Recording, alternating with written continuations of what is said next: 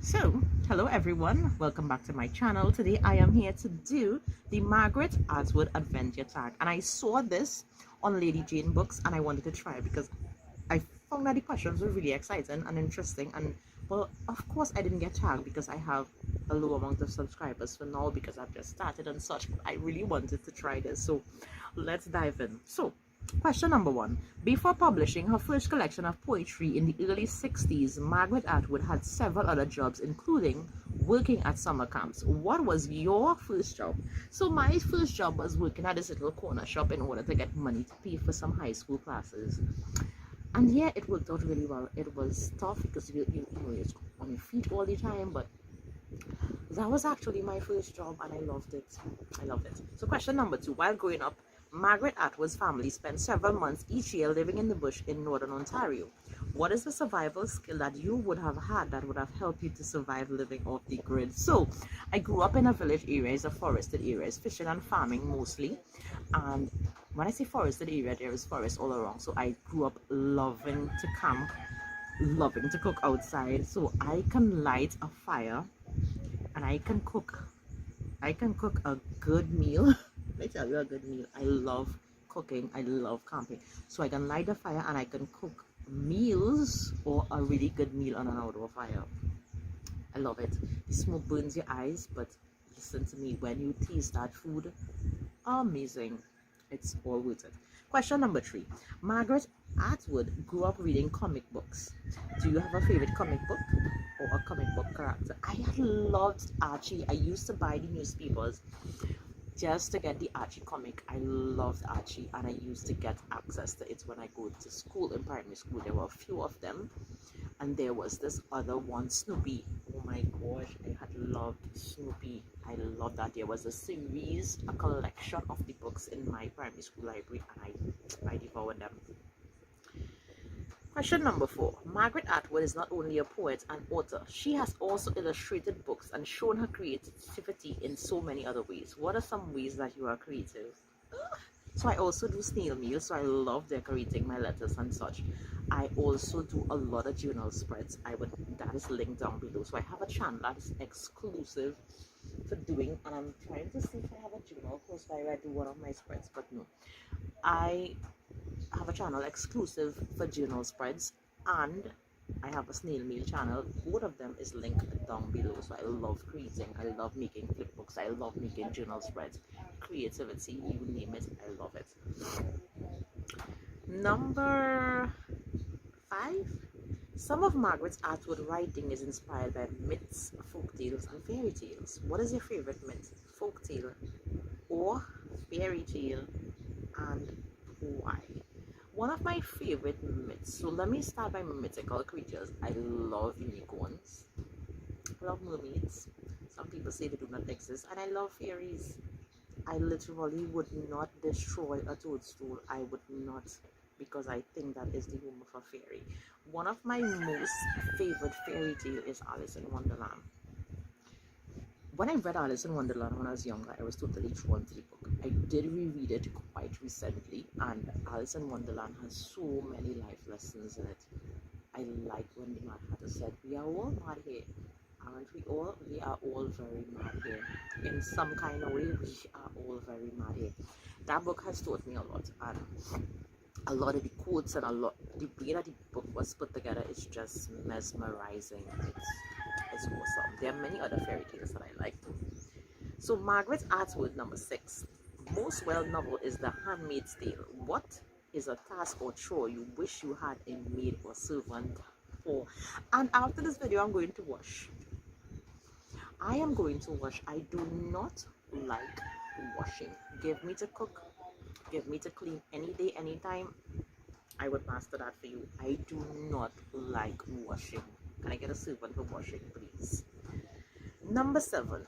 The themes Margaret Atwood write about have stayed consistent in all her writing for over 6 decades. She writes about the role of men and women in society, relationships, religion, marriage, and identity, to name a few. If Atwood were to write a novel about you, What are some themes she would need to include? Definitely about relationship. She would definitely have, I would not say, let me not say relationship. She would have to write the most adventurous book about me. Like, my name is Anne. I love the book Anne of Green Gables. So when I see that, I would say no more. She would have to write the most mesmerizing, adventurous, fantastic book about me, about all of my adventures. I'm an adventurous person. I love nature. I love the beach. I love gardening. I love poetry. So it's quite a mixture, right? Margaret Atwood. Okay, number 8. Margaret Atwood has created words for her novels. She has talked about how this makes it difficult for translators of her work. So you have a favorite word. Why is it your favorite? Off late, my favorite word is whoa. Seriously, that has been my favorite word.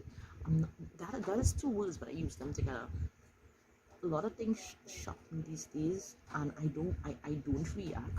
I don't react to a lot of things right now, so I tend to say, "Whoa!" Like seriously, right? And I just leave it alone. So that's my favorite word right now.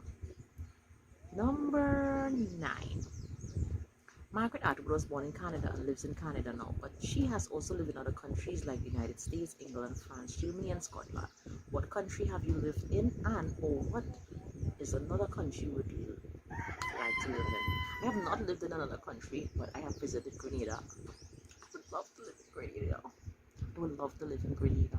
I love the scenery in Grenada. I love the sunset in Grenada. I love Granan's Beach in Grenada. I love Grenada. What I'm fearful of though is hurricanes, because Grenada doesn't have, like, they are totally exposed to the ocean. So if hurricane hits, it hits. And I had hurricane experiences as a child, so I'm fearful of that. But other than that, I love Grenada. I would love to go to Grenada and live. Or to my neighboring island, Tobago. It's peaceful, it's clean, the beaches are really nice. Yeah. Number 10. Margaret Atwood is an advocate for caring for the earth. What is something you do to help take care of our planet? I do not litter. I do not litter. I it it upsets me when I see people litter. I would throw away like fruit skins and stuff like that, but I do not litter, and I literally see people litter like it's normal for them. I do not litter. These rubbish ends up in the sea. It it kills off the life in the sea. I mean, it's horrible. I don't support people who litter. Okay. Margaret Atwood is passionate about animal rights, and some of her writing have included animals and reflections on animals. What is a topic that you are passionate about? A topic that I am passionate about is gender equality. I'm really passionate about gender equality, about women being treated equally and fairly in society as men are. And this has been plaguing our world for such a long time, and the changes are so slowly but surely, but it could have been, I think it should have been, more rapid and accepting in our society today. Margaret Atwood is supportive of new authors in a variety of ways. Who is a newer author, and or what debut novel do you wish more people knew about? I wish more people knew about Elizabeth Acevedo books. She is not really a new author, but I really wish that her books had like billions and billions of sales. I love The Poet X. I love Clap When You Land. I love, oh my gosh, I love With the Fire on High. I pulled my eyes out. Love Elizabeth Acevedo. Tag some of your favorite booktubers. My favorite booktubers are, of course, Book Island. She has already done this tag, so I hope that someone would see the video and is willing to try the video because of the name and my video. So that's it for this video. I thank you for being here. I will see you next time. Bye.